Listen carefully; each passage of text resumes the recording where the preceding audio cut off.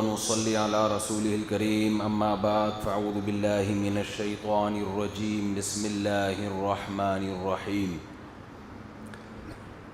وأما عاد فأهلكوا بريح صرصر عاتية سخرها عليهم 7 ليال و8 أيام حسوما فترى القوم فيها صرعى كأنهم أعجاز نخل خاوية فهل ترى لهم من باقية وجاء فرعون ومن قبله والمؤتفكات بالخاطئة فعصوا رسول ربهم فأخذهم أخذة رابية إنا لما طغى الماء حملناكم في الجارية لنجعلها لكم تذكرة وتعيها أذن واعية۔ سورہ الحاقہ کی یہ آیات چل رہی ہیں کئی ہفتوں سے۔ اللہ تعالیٰ کا ارشاد ہے کہ قوم عاد اور قوم سمود نے انکار کیا اس بات سے کہ قیامت قائم ہوگی۔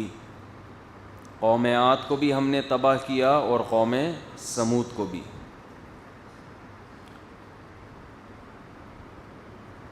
وجاء فرعون ومن قبله والمؤتفكات بالخاطئة۔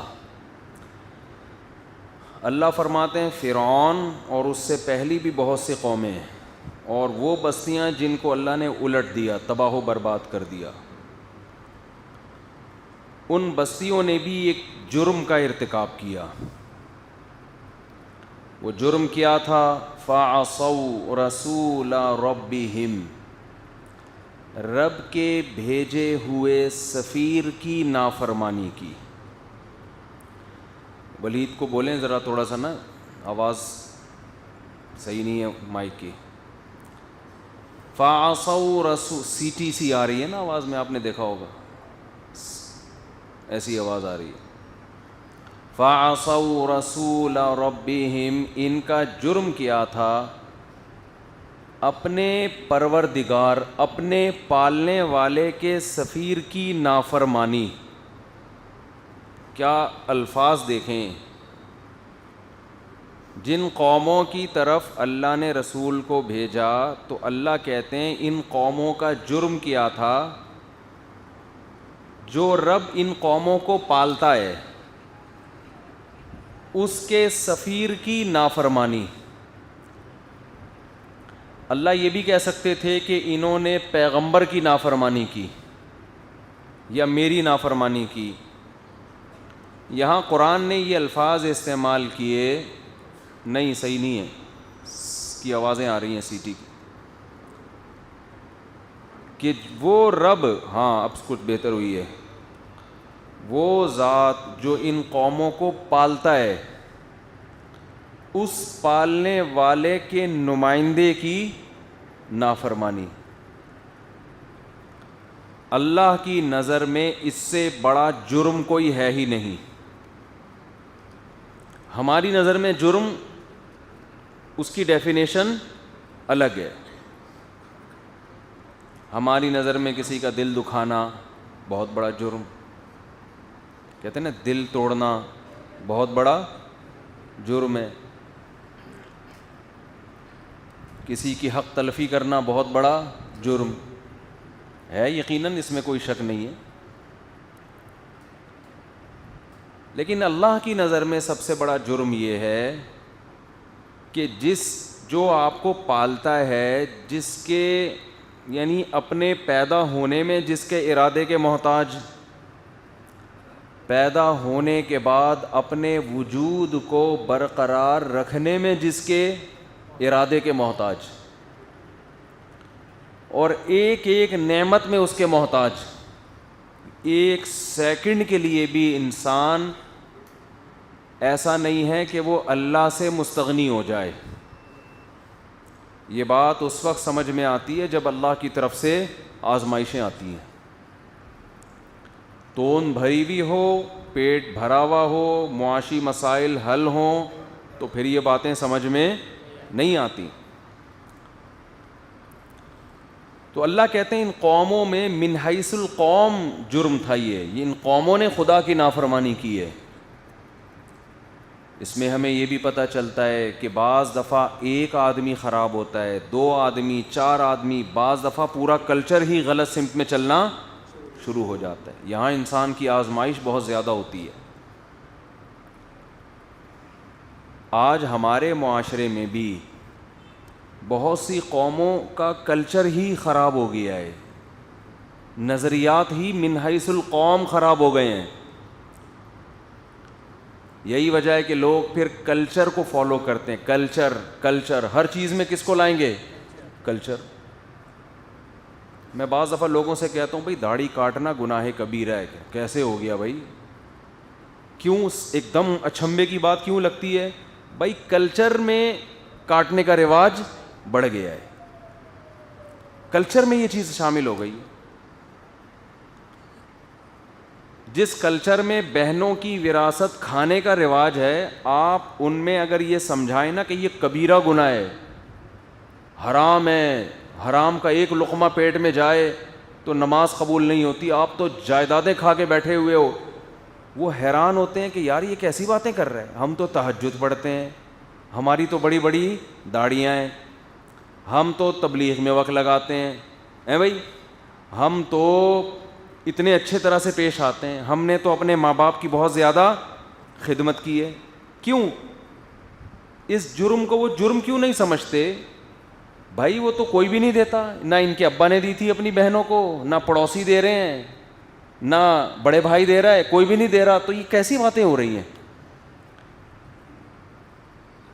کلچر انسان کو خرابی کی طرف لے کر جاتا ہے۔ پردے کا کلچر آہستہ آہستہ معاشرے میں کیا ہو رہا ہے؟ خواتین کے پردے کا کلچر ختم، حیا کا کلچر ختم۔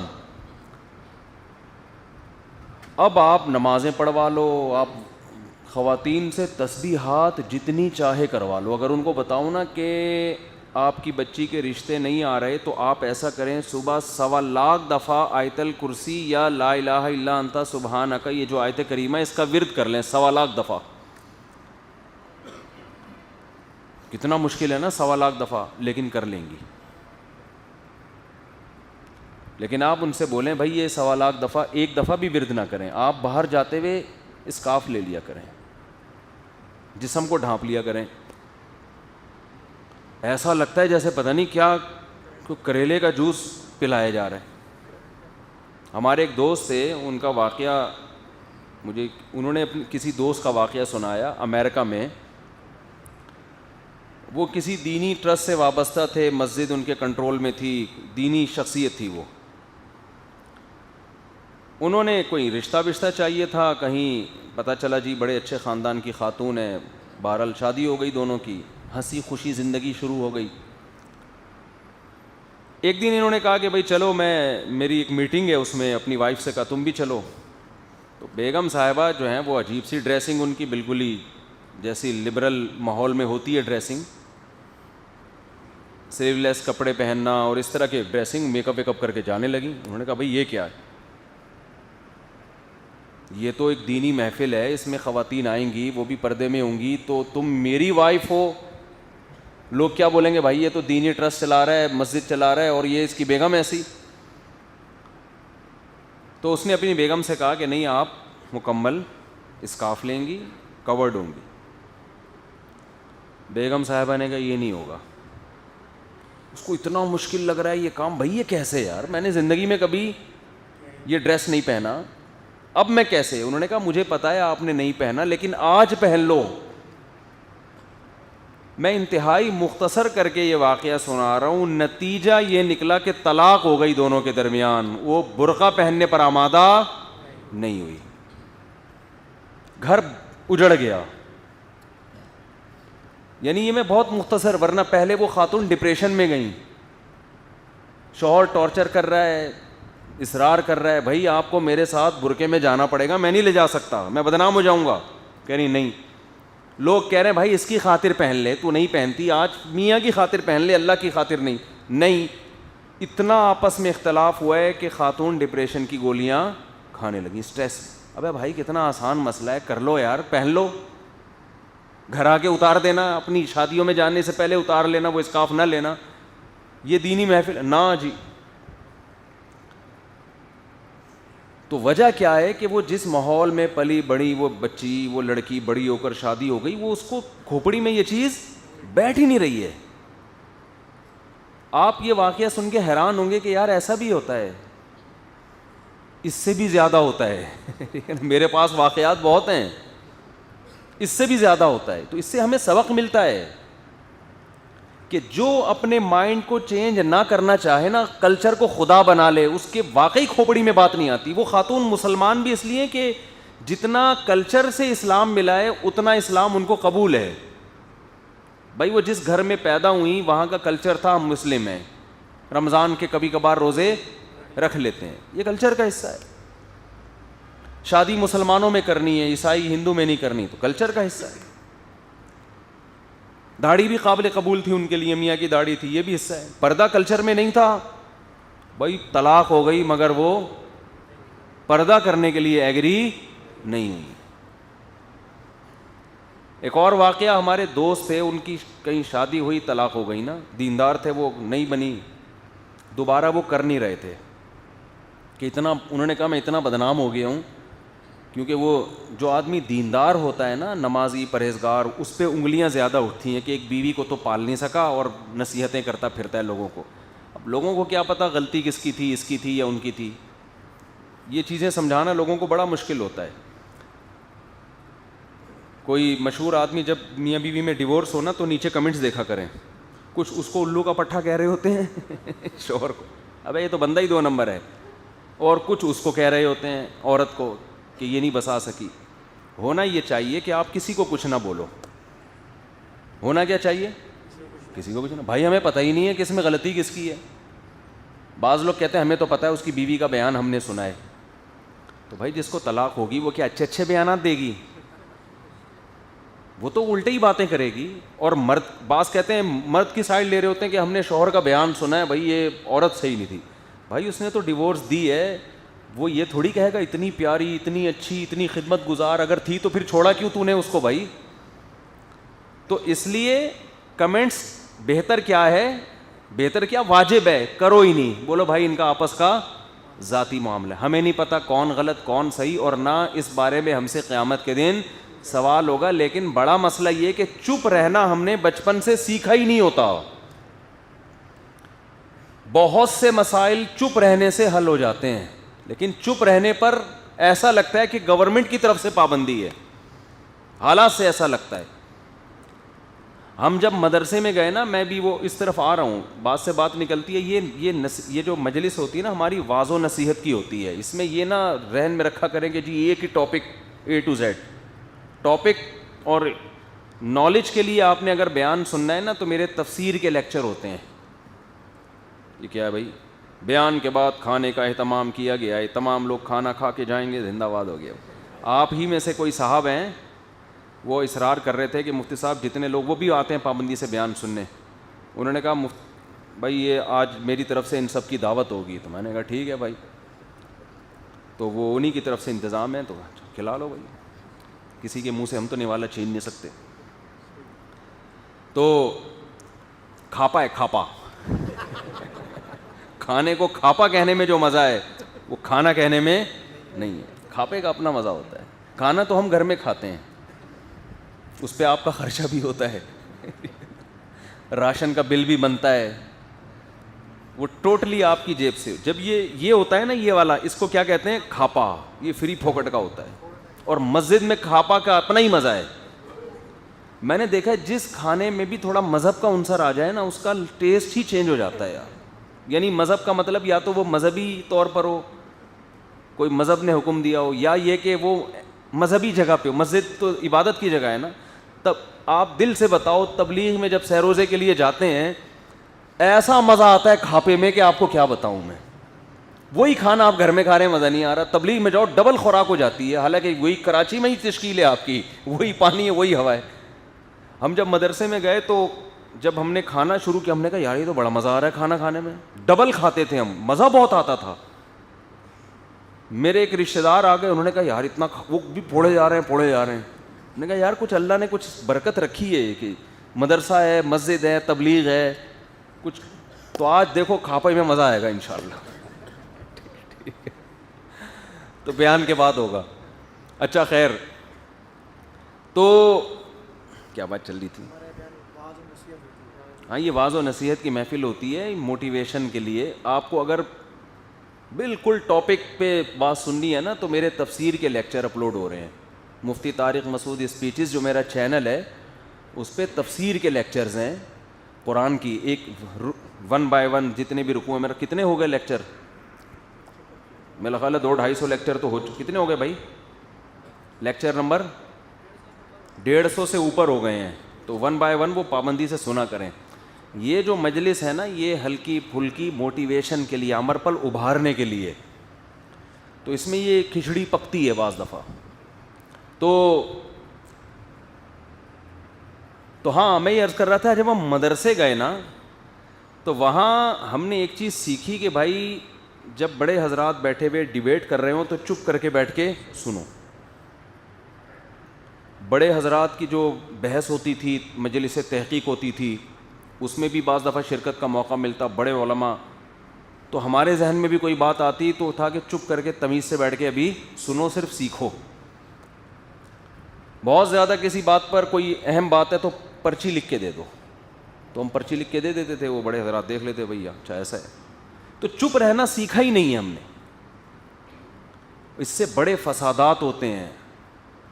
اگر انسان ماں باپ کے سامنے خاموشی سے ایک بات سن لے, دیکھو بعض دفعہ ایسے ہوتا ہے آپ کا رائے کا اختلاف ہوتا ہے کسی سے, آپ نے اپنی بات اس کو 1 دفعہ 2 دفعہ 3 دفعہ سمجھا دی, بس چپ رہو. آپ بولو بھائی ٹھیک ہے, جب اللہ اس کے دل میں ڈالے گا تو اس کی رائے چینج ہو جائے گی.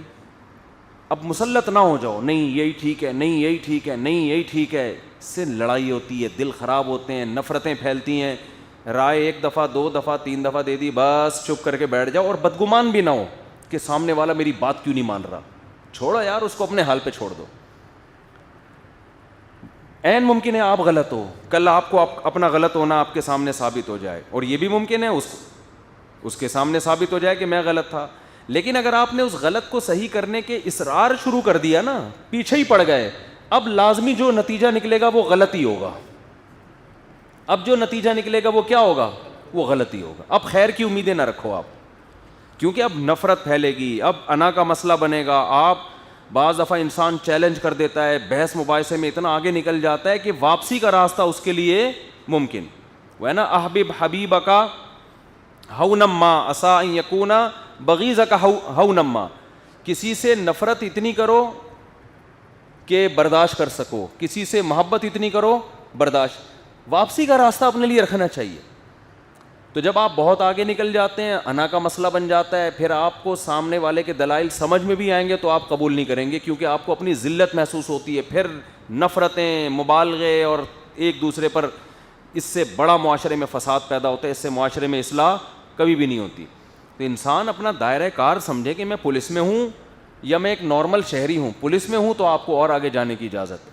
بھائی تمیز سے نہیں آ رہا, پولیس بھیج کے زبردستی اٹھوا لو اس کو. لیکن اگر آپ دیکھو تبلیغ والے پولیس میں نہیں ہے نا, تو بیل بجاتے ہیں, اس کو سمجھاتے ہیں کہ بھائی ہم دین کے سلسلے میں ملنے کے لیے آئے ہیں اور مسجد میں بات ہو رہی ہے. وہ کہتا ہے میں آؤں گا, لیکن پتہ ہے نہیں آیا وہ. اب دوبارہ جا کے اس کو یہ نہیں کہتے آپ نے خود بولا تھا کہ میں آ رہا ہوں, آپ کیوں نہیں آئے. اگر تبلیغ والے یہ کام کرتے تو آج تبلیغ کو جتنی ترقی ملی ہے ملتی, وہ میوات کے گاؤں سے ہی آگے نہیں نکلتی. وہیں گاؤں کے سارے لوگ جمع ہو کے اتنے چترول لگاتے, بولے بھائی یہ مصیبت کھڑی ہو گئی ہے ہمارے لیے. گھر سے بلاتے ہیں, ہم ٹوپی بھی نہیں کرا سکتے, ان کو زبردستی گھسیٹتے ہیں. تبلیغ میں یہ ہدایت دی ہے بھائی ہم پولیس میں نہیں ہیں, ہمارا کام واعظ و نصیحت ہے. ایک دفعہ آرام سے بیل بجا کے بندے کو بلاؤ. اگر اندر سے بندہ بول دے نا, بچہ بول دے ابو نہیں ہے گھر پہ, تو ان سے تفتیش نہیں کرو کہ نہیں سچ کہہ رہے ہو کہ جھوٹ کہہ رہے ہو, بس مان لو کہ نہیں ہے. حالانکہ ہوتے ہیں بعض دفعہ ابا خود ہی کہہ رہے ہوتے ہیں بچے سے کہ جا کے بولو میں گھر پہ نہیں ہوں. بچہ آ کے یہی بول رہا ہوتا ہے کہ ابو کہہ رہے ہیں میں گھر پہ نہیں ہوں. یہ ہوتا ہے بعض دفعہ, بچہ خود آ کے کہہ رہا ہوتا ہے کہ ابو کہہ رہے ہیں میں گھر پہ نہیں ہوں. تبلیغ والے پھر بھی منہ نیچے کر کے چلے جاتے ہیں کہ بھائی ہم واعظ ہیں, ہم نصیحت کرنے والے ہیں. قرآن کہہ رہا ہے نا کہ آپ ان پر داروغہ نہیں ہیں, مسلط نہیں ہے ان کے اوپر کہ بس گھسیٹنا ہے آپ نے, یہ کام گورنمنٹ کا ہوتا ہے. حکومت کو شریعت نے نہ صرف اجازت دی ہے بلکہ حکومت کو شریعت نے حکم دیا ہے کہ وہ برائی کو ڈنڈے کی طاقت سے روکے. لوگ نا اس میں مبالغہ دو انتہا کی طرف ہیں. کچھ لوگ کہتے ہیں اسلام میں نرمی ہے, سختی ہے ہی نہیں, بالکل پولائٹ بس. اور کچھ اس کو کہتے ہیں کہ ہر جگہ کیا کرنی ہے, سختی. ایسا نہیں ہے, اسلام نے دائرہ کار بنایا. جو جس کے پاس پاور ہے, حکومت ہے, اس پر لازم ہے کہ وہ سختی کرے. سعودی عرب میں ڈنڈا چلتا تھا, اگر آپ مسلمان ہو نماز نہ پڑھو چھوڑتے نہیں تھے وہ, یہ بالکل صحیح قانون تھا سعودی عرب میں. تو دکانیں بند. تو جس کے پاس گورنمنٹ ہے, حکومت ہے, وہ کر سکتا ہے, اس پہ تو سختی لازم ہے, کیونکہ حکومت کی سختی کرنے سے اس کے سائیڈ ایفیکٹ کم ہیں اور فائدے زیادہ ہیں. کیونکہ حکومت کے خلاف کوئی کھڑا تھوڑی ہوگا تو حکومت اٹھا لے گی اس کو, آ جا بھائی گڈی نوٹ سائڈ تلا, پولیس والے پکڑ لیں گے اس کو. لیکن عام آدمی جب سختی کرے گا تو وہ سامنے والا بولے گا تو میرا باپ ہے, تو میرا ماموں ہے, تو کون ہے بھائی, مجھے کیوں مسلط ہو گیا میرے اوپر. بتا دیا نا سگریٹ اچھی چیز نہیں ہے, بس کافی ہے, اب جا اپنا کام کر. تو بعض دفعہ دیندار لوگ چپک جاتے ہیں سامنے والے کو, سمجھا رہے ہیں, گھروں میں لڑائیاں شروع, چھوٹا بھائی بڑے بھائی کے جان کو عذاب آ جاتا ہے, اس کو نصیحتیں کر رہا ہوتا ہے. اولاد اپنے باپ کے لیے عذاب بن جاتی ہے, اس کو سمجھا رہے ہیں ابا آپ یہ غلط کر رہے ہو, ابا آپ یہ, باپ کو غصہ آتا ہے بھائی تو میرا باپ ہے یا میں تیرا باپ ہوں. تو بھائی اپنے دائرہ کار کو انسان دیکھے کہ گھر میں پہلے فیصلہ کرے ابا ان میں ہے کون سا.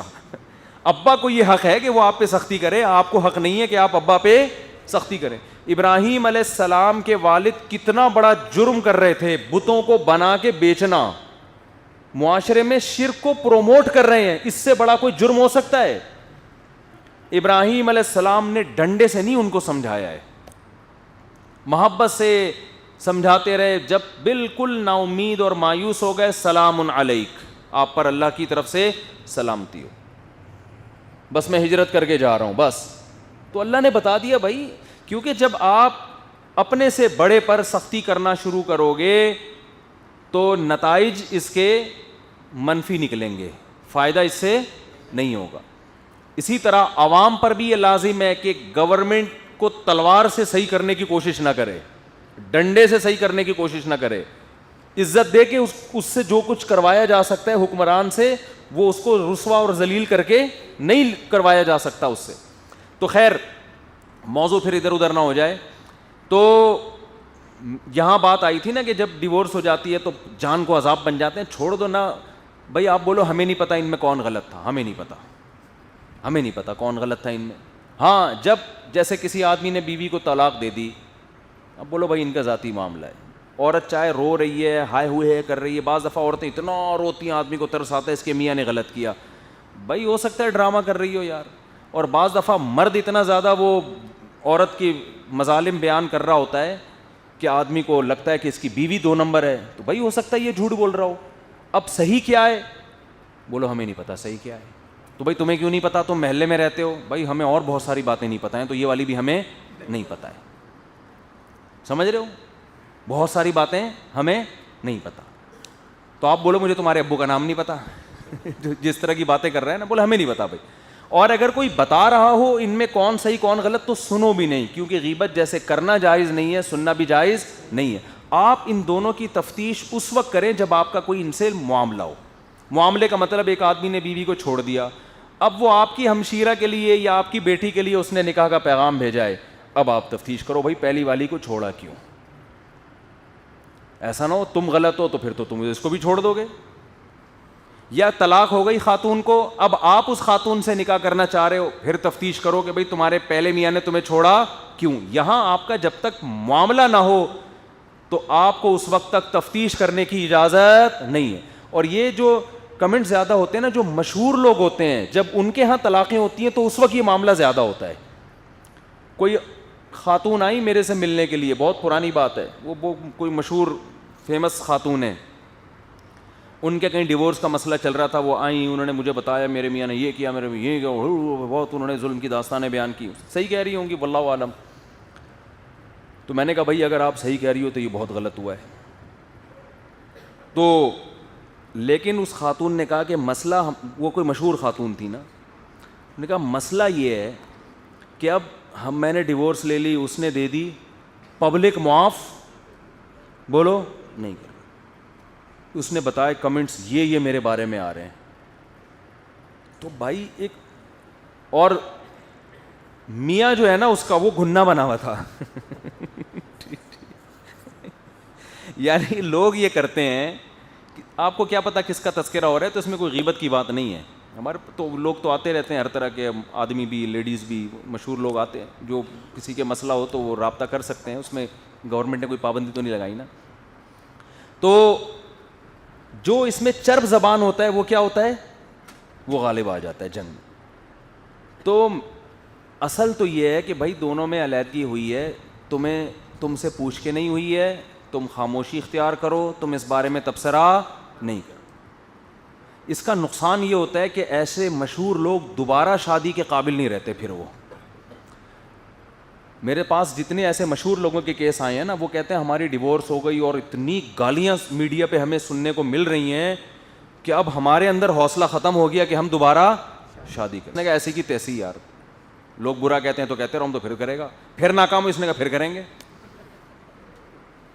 میں نہیں کہہ رہا عمران خان اچھا آدمی برا آدمی, لیکن یہ عمل اس کا بہرحال اچھا اس چیز میں صرف. اب اپوزیشن والے یہ نہ سمجھیں کہ پی ٹی آئی کو میں سپورٹ کر رہا ہوں. عمران خان کا یہ کام بہرحال خاندانی تھا. علیحدگی ہو گئی, دوبارہ شادی, پھر علیحدگی ہو گئی, لوگوں نے بہت برا بلا کہا, ایسی کی تیسی, دوبارہ شادی.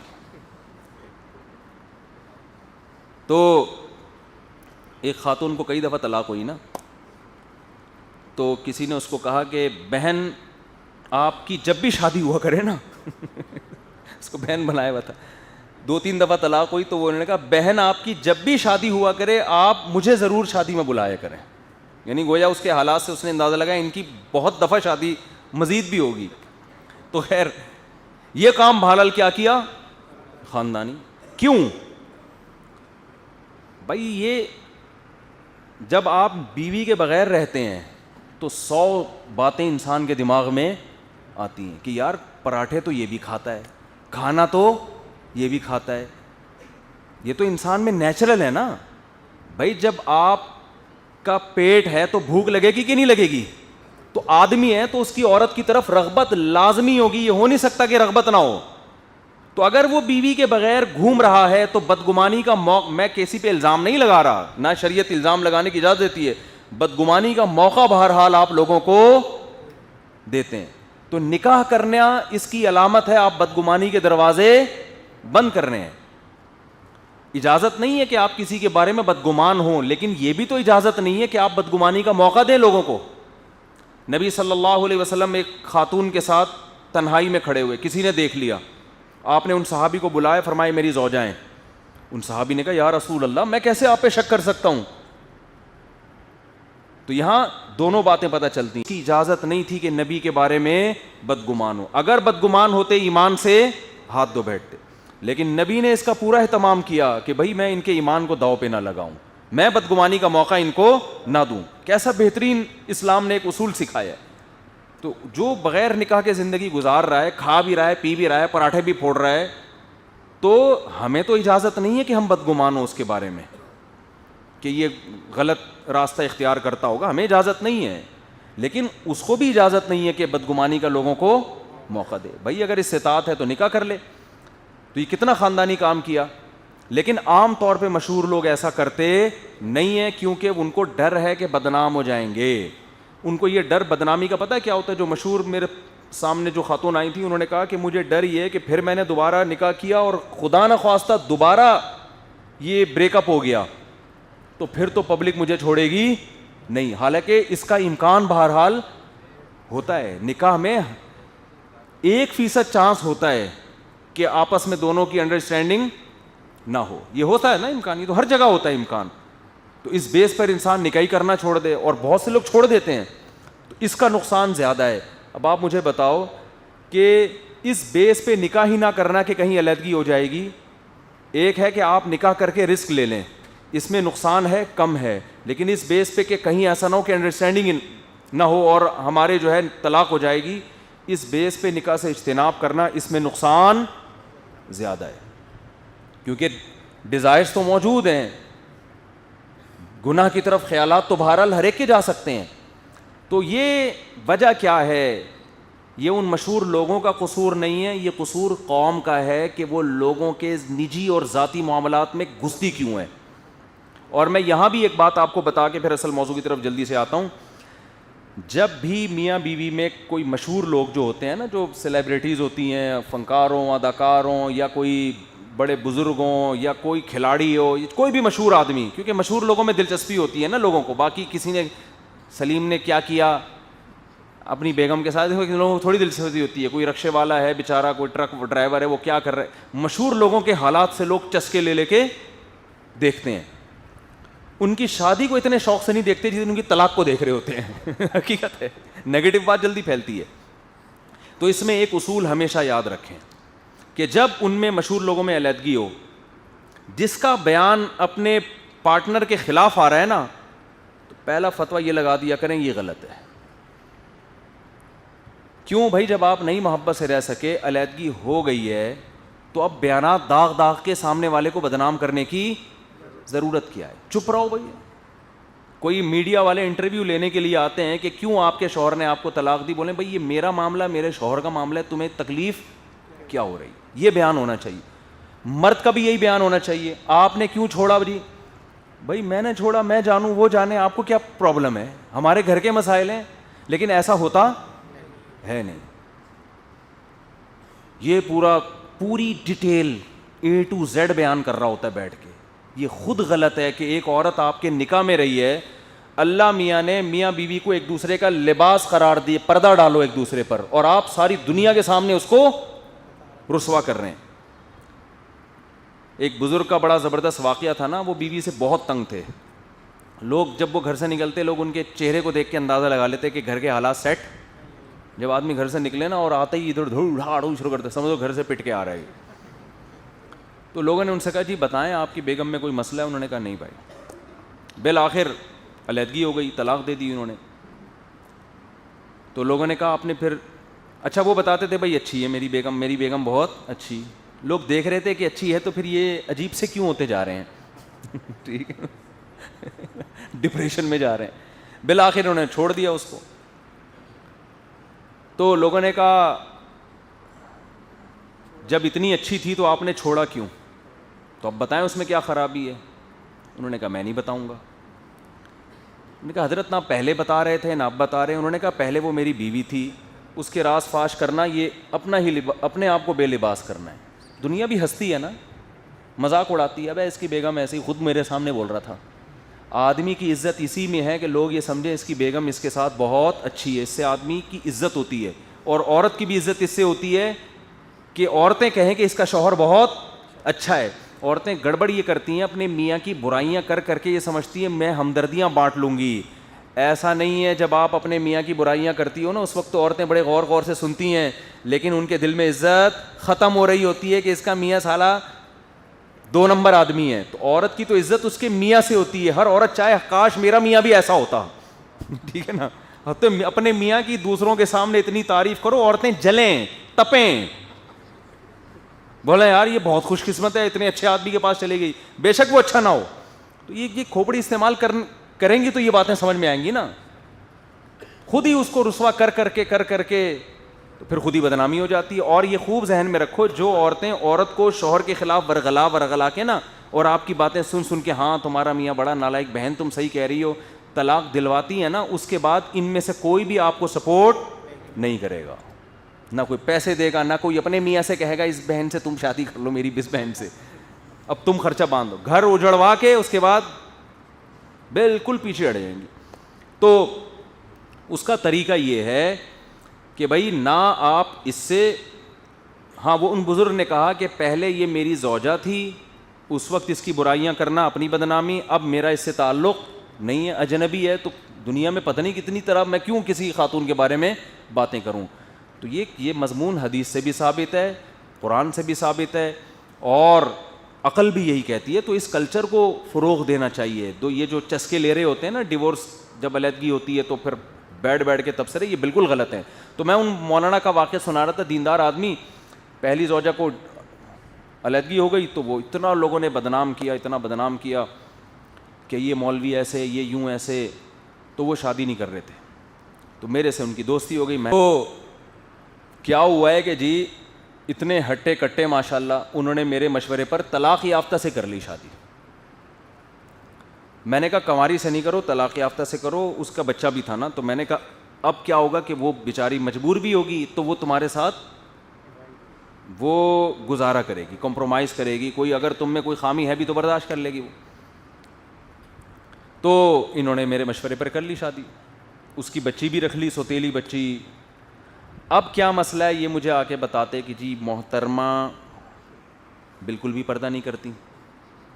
اب میرے ساتھ کہیں جائیں گی بھی تو پردہ نہیں کر رہی, تو اور بال بھی غیر شرعی طریقے سے کاٹ رہی ہیں, آئی بروز بھی بنا رہی ہیں, ناخن بھی ارطغرل کی تلواروں کی طرح بڑھائے ہوئے انہوں نے.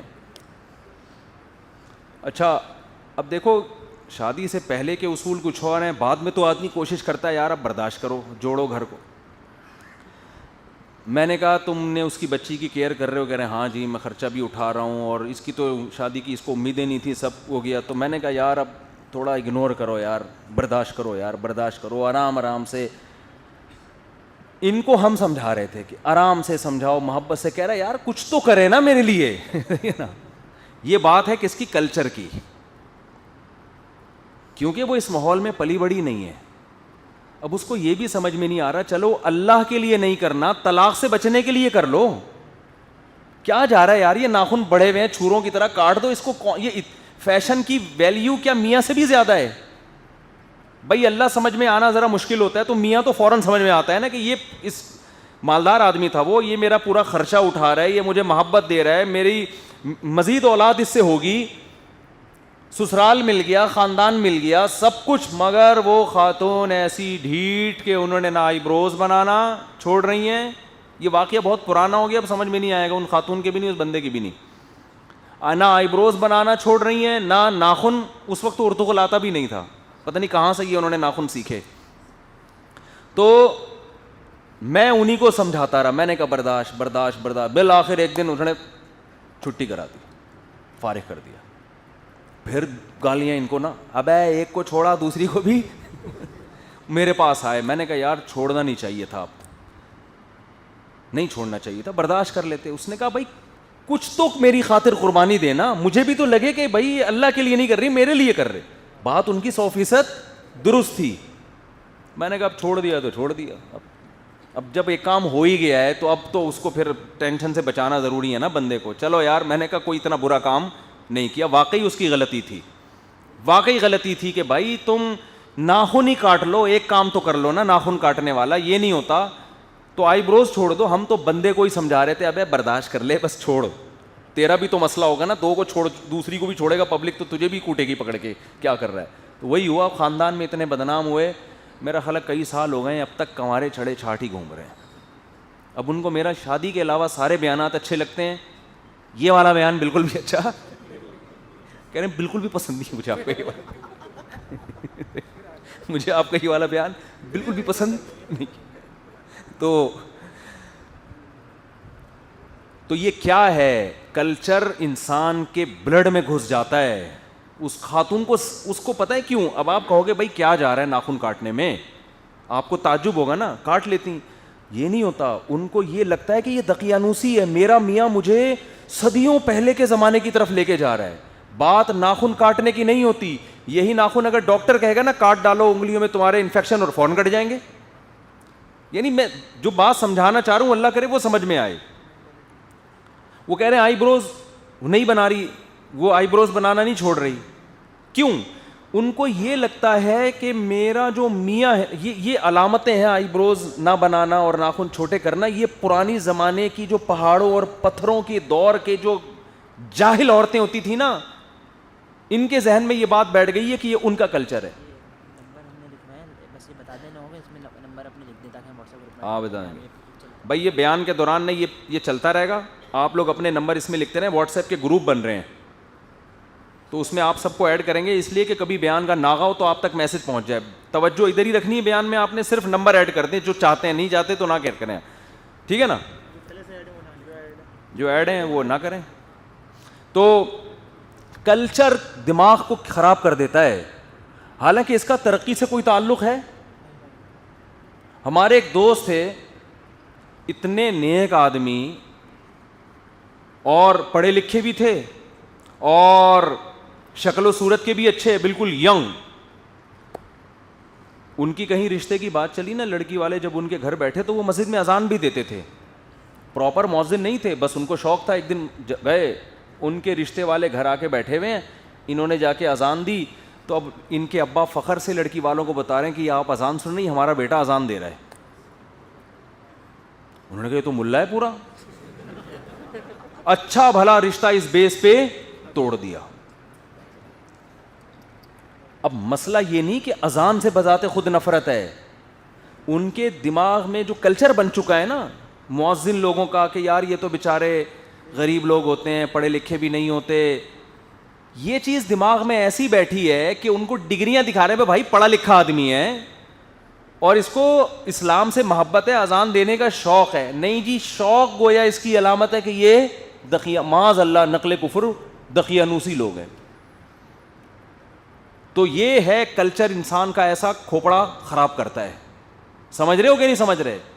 تو میں یہ اتنی ڈیٹیل اس لیے بتا رہا ہوں کہ ہمیں بھی اپنے بارے میں غور کرنا چاہیے, دائیں بائیں جھانکنا چاہیے کہ یار ایسا تو نہیں کہ ہمارے اندر فلاں برائی کلچر کی وجہ سے آئی ہو, حقیقت میں وہ برائی ہے نہیں. یہ جو میں اتنا چیختا رہتا ہوں اولاد زیادہ, ابھی میں نے گلگت پہ جو داریل میں جا کے نا میں نے وہ جو ولاگ بنایا ہے, آپ میرے چینل پہ ایک ولاگ میں نے اپلوڈ کیا ہے مفتی طارق مسعود اسپیچز پہ نا, اس میں میرا خیال ہے 5 یا 6 ٹکڑوں میں وہ اپلوڈ ہوئی ہیں ویڈیوز. میں جہاں بھی گیا ہوں نا, اب جیسے کسی کے 20 بچے, کسی کے 40 بچے, اس چیز کو میں نے بہت ہائی لائٹ کیا ہے. اس پہ نیچے لوگوں کے کمنٹس بھی ہیں, صاحب کو جہاں 4 شادیاں نظر آ رہی ہیں, یہاں بچے نظر آ رہے ہیں, وہاں بار بار اس کو ہائی لائٹ کیوں کر رہے ہیں بھائی ہائی لائٹ اس لیے کر رہا ہوں کہ دکھا رہا ہوں کہ یار یہ بھی کلچر ہے, سب کی تربیت ہو رہی ہے ماشاء اللہ.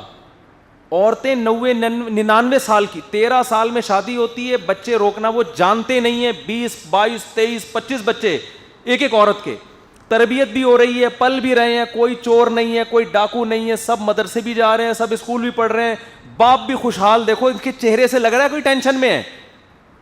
تو کلچر کے مقابلے میں جب تک کلچر نے دکھایا جائے کھوپڑی میں بات اترتی نہیں. ہم جس کلچر میں پلے بڑے ہیں نا, اس سے جو ہمارا مائنڈ سیٹ ہو چکا ہے, یہ مائنڈ بیانات سے نہیں ٹھیک ہوگا, یہ ایسا کلچر دکھا کے ٹھیک ہوگا. میں اس ایریا میں کئی گھنٹے سفر کر کے گیا ہوں, وہاں سردی بھی ہو رہی تھی, بڑے حالات بھی ایسے ٹف چل رہے تھے. ٹف کا مطلب یعنی موسم ہمارا ساتھ نہیں دے رہا تھا, بارش ہو رہی ہے, پھر وہ گاؤں کے لوگ ہیں, ظاہر ہے ان کا رہن سہن بالکل شہری لوگوں کے الگ ہی ہوتا ہے. لیکن میں یہ گیا وہاں, میں نے دکھایا ان کے صرف 22 بچے, ٹھیک ہے نا, اور ان کے اور تو بہت سے لوگ رہ گئے. ایک آدمی کی 24 بیٹیاں اور 30-35 بیٹے. وہ بندہ اس وقت کہیں گیا ہوا تھا, ورنہ اس کا انٹرویو بھی ڈالنا تھا. میں اس سے ملا ہوا ہوں, پچھلے سفر میں ملا ہوں, بڑا خوش ہے. میں نے کہا یار 24 بیٹیوں کی کوئی ٹینشن, کہہ رہے نہیں کوئی ٹینشن نہیں ہے. تو میں دکھا رہا ہوں لوگوں کو کہ یار یہ 24 بچے ایک دم نہیں ہو گئے, ٹھیک ہے نا, 24واں تو دادا بن چکا ہے وہ. اب کیا ہے, فیملی پلاننگ نے نا ایک ذہن بنا کے ٹیلی ویژن پہ ایڈورٹائز چل رہا ہے, اور 2 بچے ہی اچھے, اور پھر عورتوں کی اگر 2-3 ہو جائیں تو مائیں اپنی بیٹیوں کو تانے دینا شروع کرتی ہیں, تجھے کیا ہو گیا, پڑوسنیں پوچھ رہی ہوتی ہیں, اسکول میں کلاس فیلوز پوچھ رہی ہوتی ہیں, یونیورسٹیوں میں, تم پاگل ہو, تم صحت کا خیال نہیں. ایسا دماغ خراب ہو گیا ہے کہ جو چیز دنیا کی سب سے بڑی نعمت تھی اسی کو لوگ سب سے بڑا عذاب سمجھ رہے ہیں. آپ اندازہ لگاؤ قرآن کیا کہہ رہا ہے. نوح علیہ السلام, شعیب علیہ السلام اپنی قوم کو سمجھا رہے ہیں کہ تم اللہ کی اطاعت کرو, اللہ تمہیں کثرت سے اولاد دے گا. آج آپ کسی کو بتاؤ کہ یار تم نیک بن جاؤ, اللہ تمہیں بہت اولاد دے گا, تو کہے گا یار یہ تو میں بچنا چاہ رہا ہوں, یہ تو اولاد تو ٹینشن ہے. کہ بالکل نیچر کے الٹ کام ہو گیا کہ نہیں ہو گیا. لوگ مجھے کہتے ہیں آپ بار بار شو کیوں مارتے ہو, میرے اتنے بچے, جتنے ہیں بس گھر میں رکھو آرام سے, بتا کیوں رہے ہو.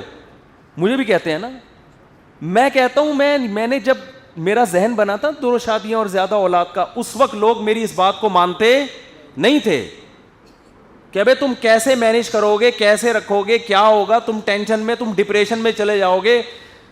جو میرے اس وقت کے دوست ہیں نا, جب میری شادی بھی نہیں ہوئی تھی, تو آج میں ان کو بتاتا ہوں یار اتنے ماشاءاللہ خوش, اللہ اور خوشیاں دے, نظر بد سے بچائے. دیکھو یار میں تو آپ کے سامنے بیٹھا ہوں, نہ دین کے کام میں کوئی کمی ہوئی, جتنا کام پہلے کر رہا تھا اس سے زیادہ ہی کر رہا ہوں, نہ ٹیچنگ چھوٹی, نہ کاروبار چھوٹا, نہ کچھ بھی, نہ بلکہ بڑھ ہی رہا ہے ہمیشہ. وجہ کیا ہے کہ یہ چیزیں یہ نیچرل ہیں, یہ انسان کو ڈپریشن میں نہیں لے کے جاتی, یہ ڈپریشن سے نکالنے والی چیزیں ہیں. سمجھ میں آ رہی بات؟ ڈپریشن میں وہ جاتا ہے جس کے پاس یہ ہوتا نہیں ہے. آپ کے لیے آپ کی اولاد سے بڑھ کر کوئی چیز ایسی نہیں ہے جو آپ کو ڈپریشن سے نکالے. اللہ کا فضل ہے, نعمت کے طور پہ بیان کر رہا ہوں, اللہ نظر بد سے بچائے. شو مارنا مقصد نہیں ہے, موٹیویٹ کرنے کے لیے اپنی مثالیں دینی پڑتی ہیں. ہم تو جب گھر میں گھستے ہیں ہمیں سمجھ میں نہیں آتا کون سا بچہ زیادہ پیارا ہے, کون سا اس سے زیادہ ہے. یہ تو انسان کو نا سمجھ میں نہیں آتا کہ یار اس کی باتیں الگ ہیں, اس کی باتیں الگ ہیں. بچہ بڑا ہوتا ہے تو باپ کو اس سے الگ قسم کی محبت پیدا ہوتی ہے. بیٹے جیسے جیسے بلوغت کی دہلیز پہ قدم رکھتے ہیں, اللہ کی قسم وہ محبت کا رخ چینج ہو جاتا ہے. انسان کہتا ہے یہ میرا بازو ہے, یہ میرے لیے لڑے گا, یہ مجھے کما کے دے گا,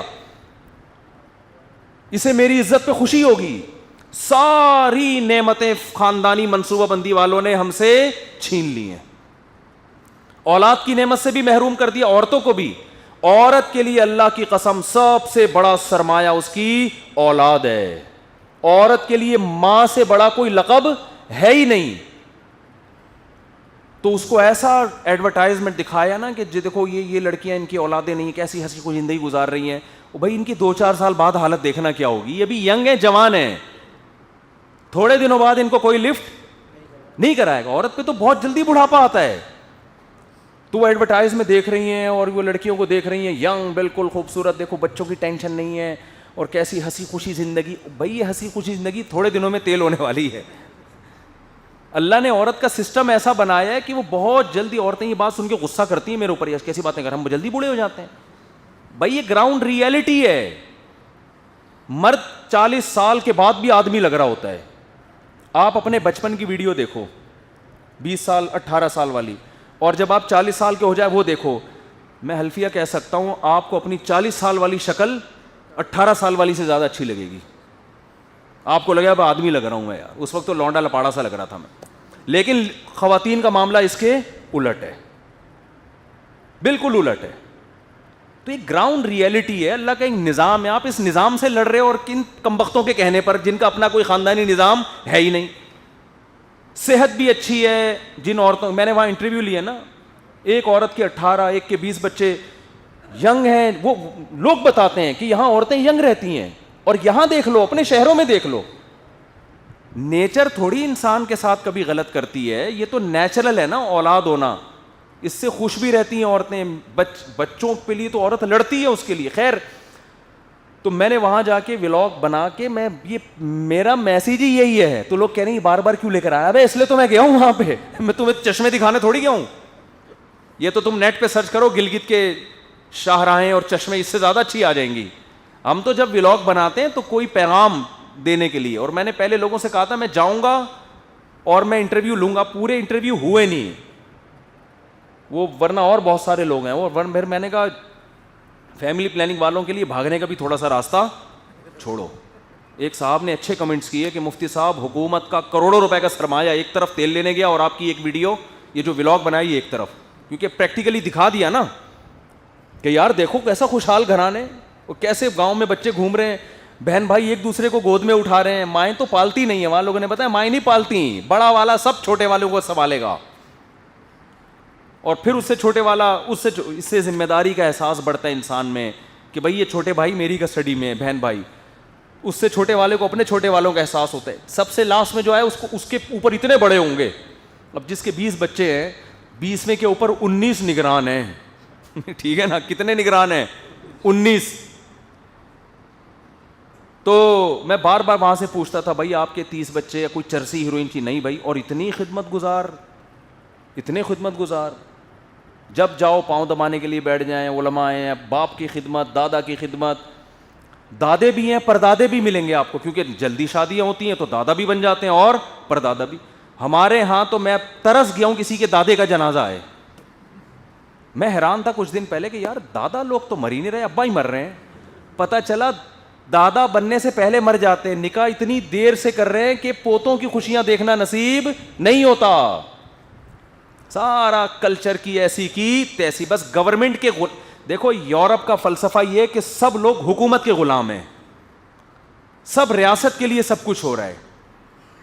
اسلام آپ کو رشتوں میں جوڑتا ہے, اسلام آپ کو ماں کا فرما بردار بناتا ہے, باپ کا فرما.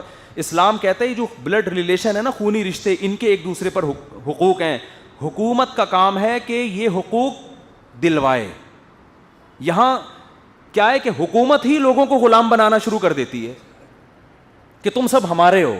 بھائی گورنمنٹ ایک مینجمنٹ ہے, اس کا کام ہے جو ایک دوسرے کے حقوق ہیں ان کی پاسداری کرے. لیکن غیر مسلموں نے کیا کیا, گورنمنٹ ہی کو کیا بنا دیا, خدا بنا دیا ہے. تبھی وہ کہتے ہیں یہ جو اولاد ہوئی یہ نیشن کے بچے ہیں, یہ قوم کے بچے ہیں. بھائی قوم کے نہیں, اپنے ماں باپ کے بچے ہیں, ٹھیک ہے نا. قوم کے بھی ہیں بعد میں ہیں, وہاں نیشن کے پہلے. نیشن یعنی حکومت پالتی ہے. چائنا میں ایک تو مسئلہ حیران ہو گیا, یہ جو مدر فیڈ بینک ہوتے ہیں نا, چائنا میں ہمارے پاس مسئلہ آیا کہ بھائی چائنا میں جو ماں کا دودھ ہے وہ خشک کر کے ڈبوں میں پیک کر کے جنرل اسٹوروں پہ مل رہا ہے, اور گورنمنٹ بھی وہ اس بچے پالتی ہے اسی میں. ہے تو حیران یار یہ کیا ہو رہا ہے. تو پتہ چلا بھائی جیسے یہاں ہم فارم میں بکرے پالتے ہیں تو غیر مسلم ریاستوں میں بہت سے بچے فارم میں پلتے ہیں.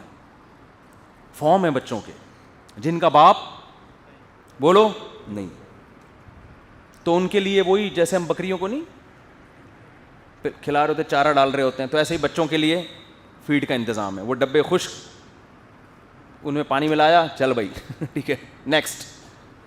یہ کون سا طریقہ ہے یار بچے کے پلنے کا. بچہ ماں باپ کی گود میں جس طرح پلتا ہے, عیدی سینٹر میں اس طرح نہیں پلتا.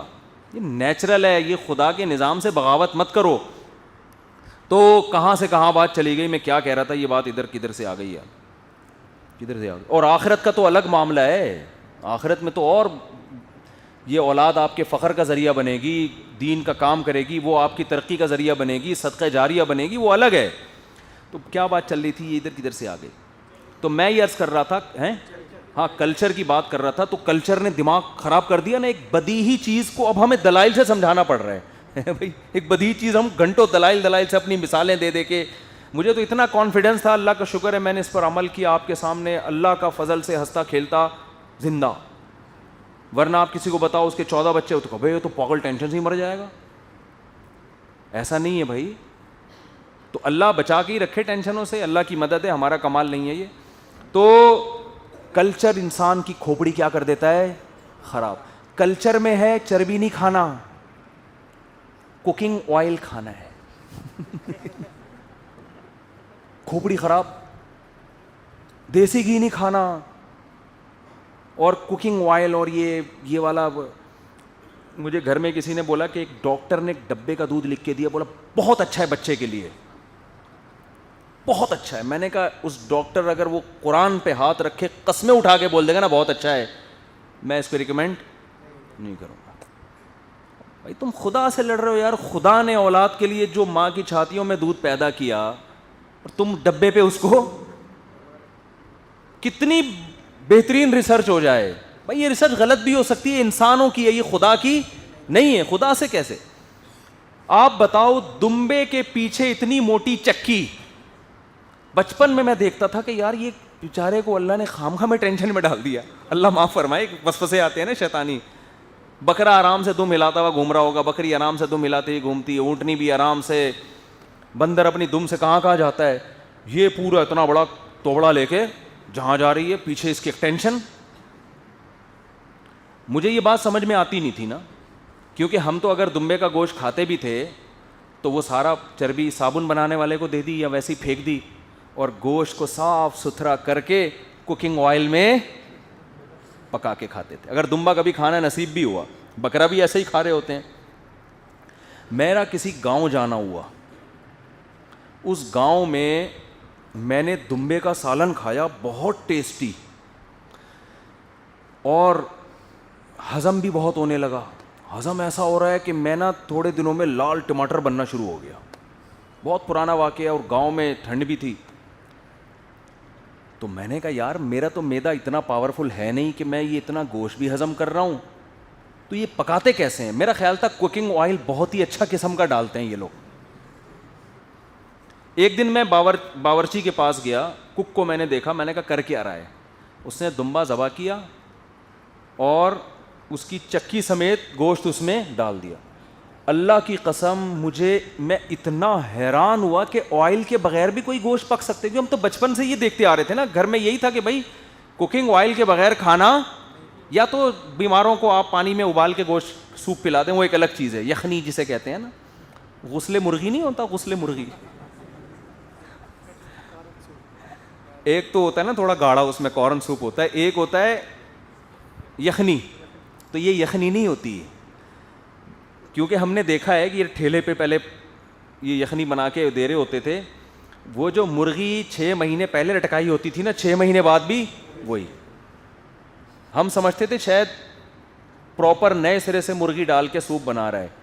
پھر میرے بڑے بھائی نے مجھے بتایا کہ یہ مرغی کا سوپ نہیں ہوتا, یہ غسل مرغی ہے. مرغی کو پانی میں نہلا کے باہر نکالا, یعنی اس کو گوشت کو نا بس وہ پلا دیا, اس سے تھوڑا سا ٹیسٹ آ, باقی پتہ نہیں الگ سے کچھ ڈال دیتے ہیں اس میں. تو اس کا نام میں نے اب یخنی ہٹا کے کیا رکھ دیا ہے, غسل مرغی. تو ہم تو یہ سمجھتے تھے بغیر آئل کے اگر گوشت کھلانا ہی ہے کسی کو تو پانی میں بوائل کر کے وہ سوپ پلاتے ہیں, ورنہ سالن جو پکتا ہے وہ تو آئل میں ہی پکتا ہے. تو میں حیران ہو گیا, میں ان کے کچن میں گیا, میں نے کہا اب یہ ڈالے گا اتنا بڑا گھی کا ڈبہ اس میں الٹے گا, نہیں الٹ رہا. وہ پوری چکی سمیت چربی سمیت اس نے پکایا, اور آئل تیل بھی اس میں, ظاہر ہے وہ گھی تو جب پگھل کے تیل بن جاتا ہے تو وہ اس کا ٹیسٹ بھی ایک نمبر, لذت میں بھی, اور ہضم بھی ہو رہا ہے. میں اتنا حیران ہوا کہ یار ہمیں یہ چیز, ہمارے گھر میں آج تک یہ اتنی سینس نہیں ہے, یہ اس طرح بھی پکا سکتے ہیں. تو کیا ہے, کمپنیوں نے ایڈورٹائزمنٹ اتنی کی ہے کوکنگ آئل کی, اتنی کی ہے کہ کلچر یہ بن گیا ہے کہ یہ دمبی اور یہ بھیڑ بیوقوف ہیں جو کئی سال اتنا بڑا گھی کا ڈبہ اٹھا کے گھومتے ہیں, اور معاذ اللہ قدرت نے ان کو خام میں ٹینشن میں ڈال دیا. اصل تو یہ ڈبہ ہے جو مارکیٹ سے مل رہا ہے, وہ جو گھی کا ڈبہ دمبی اٹھا کے اپنے ساتھ گھوم رہی ہے, اور اللہ بزبان حال ہمیں بتا رہا ہے کہ یہ ٹینشن میں نے اس کو تمہارے لیے دی ہے کہ تم جب اس کو کاٹو تو تمہیں الگ سے ڈبہ خریدنے کی ضرورت نہ رہے, یہی ڈبہ, اسی ڈبے میں گوشت پکا کے کھاؤ, مزہ بھی آئے گا, ہضم بھی ہوگا, لال ٹماٹر بن جاؤ گے تھوڑے دنوں میں. ہم تو جب آئے نا وہاں سے 1 مہینہ کا کوئی دورہ وورہ تھا وہاں پہ, جو دورہ سرفنا وغیرہ ہوتا ہے, جب میں آیا تو مجھے اتنا میں لال ٹماٹر موٹا تازہ ہو گیا تھا کہ مجھے میرے دوست کوئی کہہ رہا ہے میک اپ کر کے آیا ہے, کوئی کہہ رہا ہے سردی سے سویلنگ ہو گئی ہے, اور آنکھوں میں ایسے سرخ ڈورے, اور بہت ہی خاندانی صحت. اور مجھے اچھی طرح یاد ہے کیونکہ میں رمضان میں آیا تھا یہاں نا, میں 2 مہینے کا دورہ تھا ہمارا, 2 مہینے کا دورہ کر کے جب میں آئے تو روزے چل رہے تھے. جب میں یہاں پہنچا ہوں تو میں نے افطاری میں گھر میں کھانا کھایا, اس کے بعد میرے پیٹ میں مروڑ ہونا شروع, کیونکہ وہ آئل اب آ گیا, آئل میں پکا ہوا سالن تھا. وہ 2 مہینے جب میدے نے خالص چیز کھائی ہے تو اس کو اب آئل سمجھ میں نہیں آیا. ہمارا جو آئل کھا کے پیٹ خراب نہیں ہو رہا نا, یہ اس کی علامت نہیں ہے کہ آئل صحیح ہے, یہ ہمارا پیٹ اتنا خراب ہو گیا ہے کہ اب یہ اچھی چیز اس کو سمجھ میں آ نہیں رہی, یہ ڈھیٹ ہو گیا ہے. جیسے پہلی دفعہ چرس کا سٹا لگاؤ تو بے ہوش ہو جاؤ گے, الٹیاں شروع ہو جائیں گی, لیکن بہت سے لوگ صبح شام چرس پی رہے ہیں, تو یہ چرس کا کمال نہیں ہے, یہ ان کا بیڑا غرق ہو چکا ہے. ٹھیک ہے نا, سمجھ رہے, یہ ان کا بیڑا غرق ہو گیا ہے. تو کلچر ہے, کلچر کھوپڑی خراب کرتا ہے انسان کی. 2 اور 2 4 کی طرح چیزیں سمجھ میں یہ نہیں کہہ رہا کلچر ہر چیز میں غلط گائیڈ کرتا ہے, بہت سی چیزیں کلچر کی ٹھیک بھی ہوتی ہیں. ہمارے یہاں کلچر ہے کہ مسلمان ہونے پر ہم فخر کرتے ہیں, تو یہ اچھا کلچر ہے, اس کا فائدہ ہو رہا ہے کہ اپنے آپ کو کافر کہتے ہوئے لوگ آر محسوس کرتے ہیں. بھائی جو مرضی ہیں, گناہگار ہیں مسلمان, تو یہ اچھا بھی ہے. یہ نہیں کہ کلچر, بعض لوگوں کو نا ہیضہ بھی ہو جاتا ہے کلچر کے اگینسٹ چلنے کا, وہ پھر ہر چیز میں کلچر کی. ایک صاحب نے مٹی کے پیالے رکھے ہوئے گھر میں مٹی کے برتن کے، اس میں کھانا سنت ہے، میں کلچر کے خلاف چلوں گا، کلچر اسٹیل کی برتنیں میں کھانا کھاتا ہے. میں نے کہا بھائی تو انسان کا بچہ بن کے نا تمیز سے، جیسے سارے کھانا کھا رہے ہیں ایسے کھا. جو سارے دنیا جو کر رہی ہے نا وہی کرو. ساری دنیا تو غلط ہے، تو ساری دنیا ہر چیز میں غلط نہیں ہوتی، بہت سی چیزوں میں صحیح بھی ہوتی ہے. اسٹیل کی پلیٹوں میں کھاؤ. اس زمانے میں مٹی کے برتن تھے، ظاہر ہے وہ اسٹیل کی اتنا وہ نہیں تھا، سادہ لوگ تھے. اور اس زمانے میں بھی تھے، تانبے کے برتن بھی ہوتے تھے. تو ہر چیز میں نہیں، لیکن ہمیں یہ غور کرنا پڑے گا کہ کلچر ہمیں کن چیزوں میں غلط لے کے جا رہا ہے، کن چیزوں میں صحیح لے کے جا رہا ہے. اور یہ ہم فیصلہ کیسے ہوگا؟ تو غیر مسلم کے لیے فیصلہ بہت مشکل، ہمارے لیے فیصلہ بہت آسان. بھائی اللہ اس کے رسول نے کیا کہا؟ رسول جو کہہ رہے ہیں وہ تو اللہ ہی کہہ رہے ہیں نا. تو خدا کیا کہتا ہے جس نے کائنات کو بنایا؟ جو وہ کہہ رہا ہے ہم نے اس کو ماننا ہے.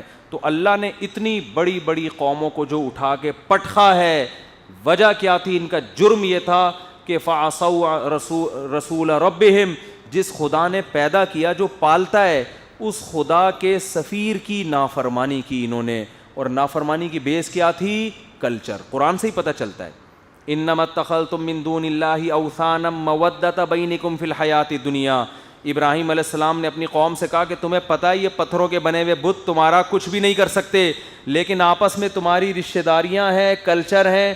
تمہیں پتہ ہے جو بتوں کی عبادت چھوڑے گا قوم کی دشمنی مولے گا وہ. جیسے آج بہت سی ہندو لڑکیاں انڈیا میں گھر کے اندر مسلمان ہونا چاہتی ہیں. ان کو پتہ ہے، پڑھ لکھ گئی ہیں نا، ان کو پتہ ہے کہ بھئی یہ پتھر کے بنے ہوئے بت کچھ بھی نہیں ہے، اسلام برحق ہے. لیکن وہ مجبور کیا ہے کہ اگر ہم نے اسلام چھوڑا تو یہ ساری قوم ہمارے خلاف. بہت سے مرد، پچھلے ہفتے ایک ہندو لڑکا بالکل ینگ 18-19 سال اس کی عمر مسلمان ہوا ہے. پچھلے ہفتے میری بیان کے بعد ملاقات ہوئی اس سے، اسپیشل ملنے کے لیے آیا تھا. بیچارہ گھبرایا ہوا لگ رہا تھا کہ میں گھر کی خاندان کی دشمنی مول لی. اب 19-20 سال کی عمر، آپ کو پتہ ہے اس میں اتنا کانفیڈنس نہیں ہوتا انسان. تو بہرحال ہم جو تسلیاں دے سکتے تھے، محبتیں دے سکتے تھے، کوشش کی ہم نے، اس کو بہت موٹیویٹ کیا. تو لیکن ڈر رہے ہوتے ہیں.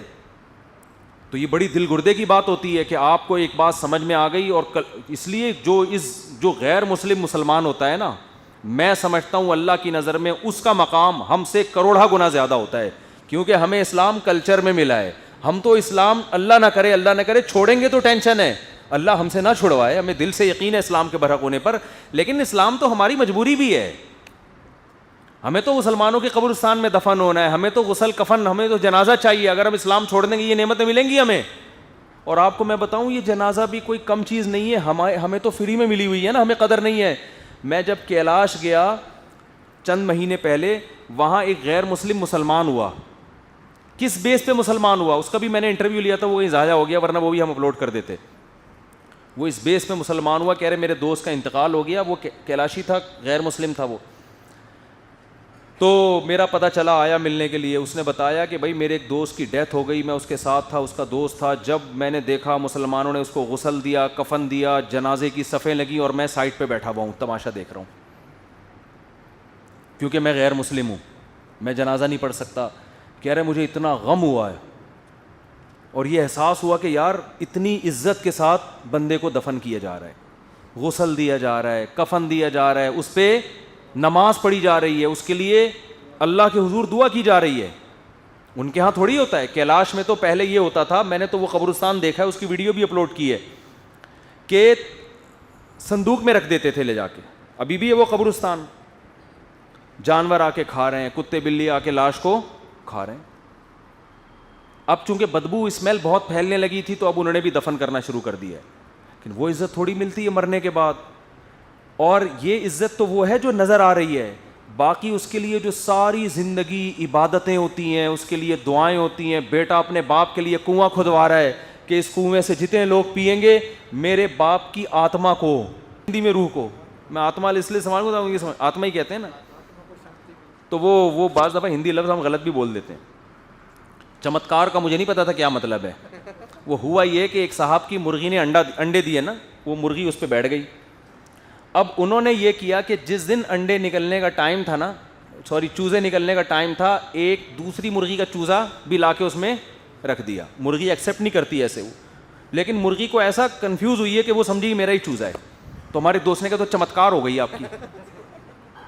یہ کیا ہو گیا؟ چمتکار. تو میں سمجھا کہ انڈے سے چوزا نکلنے کو چمتکار کہتے ہیں.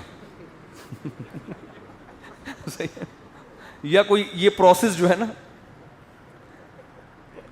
تو وہ میں نے ایک دو جگہ چمتکار کا لفظ استعمال کیا کسی اور معنی میں, لوگوں نے کہا بھائی یہ چمتکار کا معنی یہ نہیں ہوتا, یہ تو خوش قسمتی کے معنی میں ہوتا ہے نا, خوش قسمتی یہی ہوتا ہے یا کچھ اور ہوتا ہے؟ میں نے کہا بھائی یہ خوش قسمتی ہوتی ہے, یہ یہی ہوتا ہے یا ایسا نہ ہو ابھی بھی غلط کہہ رہا ہوں, چمتکار ہو گئی یعنی خوش قسمتی. تو یہاں بھی کیا ہے کہ اس کی آتما کو کیا ملتا ہے بھائی؟ ثواب ملتا ہے. بعد میں مسلمان ہم دیکھتے ہیں لوگ خود کچھ نہیں کر پاتے, باپ دنیا سے چلا گیا, ساری زندگی اللہ کے دربار میں ہاتھ اٹھا کے اس کے لیے دعائیں ہوتی ہیں, ساری زندگی دعائیں ہوتی ہیں. پھر اس کے لیے کنویں کھدوائے جا رہے ہیں کہ بھئی یہ جتنے لوگ پانی پئیں گے اس کا ثواب. صحابہ نے کھودے ہیں اپنے والدین کے لیے, صدقے کیے ہیں اپنے والدین کے لیے. تو دنیا میں بھی نیکی کا ذریعہ, مرنے کے بعد بھی نیکی کا ذریعہ. اور کتنے لوگ خواب میں آئے ہیں. میرے والد صاحب کا جب انتقال ہوا تو جو بھی ہم سے ہو سکا ٹوٹا پھوٹا ایصال ثواب ان کے لیے. تو میرے چھوٹے بھائی کو وہ خواب میں آئے, تو انہوں نے پوچھا بھائی ہم جو آپ کے لیے پڑھتے ہیں, جو آپ کو نیکی پہنچاتے ہیں وہ ملتی ہے؟ انہوں نے کہا مجھے خواب میں بتایا کہ فرشتے گلدستے لے کے آتے ہیں کہ تمہارے فلاں نے تمہارے لیے تحفہ بھیجا ہے. تو خواب 100% یقینی نہیں ہوتا, لیکن نبوت کا بہرحال 46واں حصہ امکان ہوتا ہے کہ یہ کس کی طرف سے ہے؟ اللہ کی طرف سے. موٹیویشن ملی.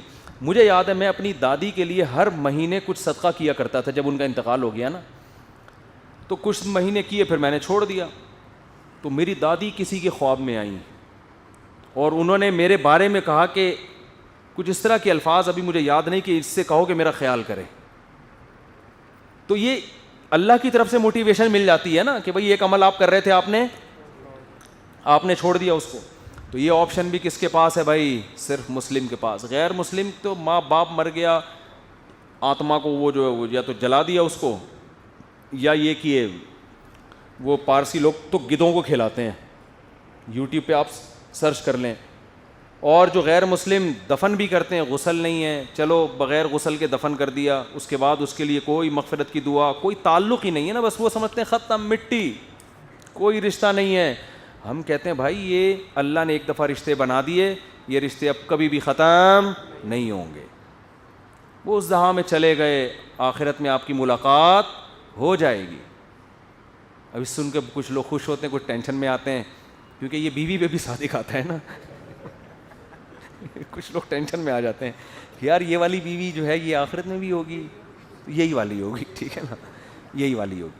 تھوڑی سی ڈینٹنگ پینٹنگ ہوگی اس کی, آپ بھی تھوڑا سا ڈینٹنگ پینٹنگ کا کام ہوگا, کچھ ایڈجسٹمنٹ جو آڑے ترچے ہوئے ہیں وہ سیٹنگ پہ لا کے یہی ملے گی. کیونکہ رشتے ختم نہیں ہوتے. ہاں اگر وہ کہیں اور شادی کر لے پھر ختم ہو جائے گا, ٹھیک ہے نا. اگر وہ نہیں کرتی تو آپ کو یہی والی ملے گی, چاہے آپ کو اچھا لگے چاہے آپ کو برا لگے.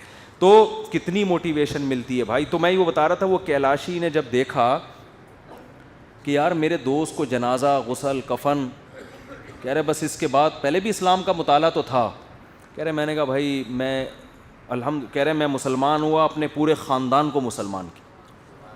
تو اسی طرح ایک اور خاندان مسلمان ہوا, ان کی والدہ رہ گئی ہیں, تو وہ اتنی ٹینشن میں, ان کا بیٹا مجھ سے ملا بھی, میں نے ان کا انٹرویو بھی لیا ہے, وہ اپلوڈ بھی ہوا ہے.